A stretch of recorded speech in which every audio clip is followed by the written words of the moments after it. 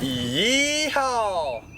So after riding a specialized stump jumper for almost 4 years, I decided it was something for a little bit different. And I've spent so much time on full suspension bikes and I've done so many things on them, I thought that riding a hardtail for a little while would be interesting to have a little bit different perspective and maybe be able to do some different stuff on the bikes that I haven't really done in the past. I love riding dirt jump bikes and I love how the hardtail bikes respond. So having a full-size hardtail has been pretty interesting. It's a lot more snappy, it's a lot more playful. You can't quite go as fast on rough stuff and it's, it does beat you up a little bit more. But having a super responsive bike has been very interesting. So this is a size large Commensal Meta HT. I have 29-inch wheels. The basic stuff, it's got a SRAM drivetrain.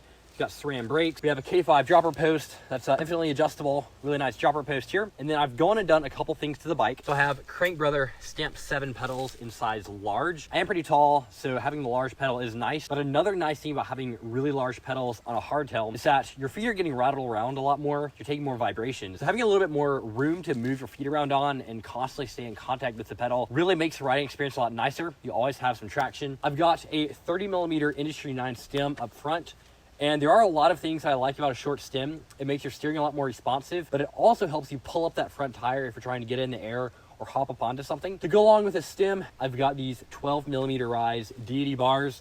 They're 787mm wide, which is getting pretty wide for an enduro bike, but it does give you a little bit more control and a little bit more leverage on the front tire. So keeping that front end nice, low, and tight right on the stem gives it a super good feeling. The bike feels a lot more playful and responsive. And this is a funny thing about a hardtail. Since there's no rear linkage or a shock, it's a lot easier to get your bottle in and out of the cage. So I wasn't expecting to notice that, but it is nice. This bike does have internal cable routing. You can see the dropper post cable right here. It is exposed. I was slightly concerned you might have issues with things hitting it, but so far that's not been a problem. It's got 150mm shock up front, RockShox 35. I absolutely love the fork. In my opinion, they feel a little bit nicer than Fox for my style of riding. I've got a Fox Racing mudguard. I know Fox and RockShox, not sure that's a match that should be made, but I've done it. The bike has plenty of stopping power, hydraulic disc brakes with a 180mm rotor up front. I am running tubes. I like having really high tire pressures. I've got about 40 PSI, 40 to 45, depending on what I'm doing. So that's the basic bike build. I'm really looking forward to riding this bike and maybe making some content with it.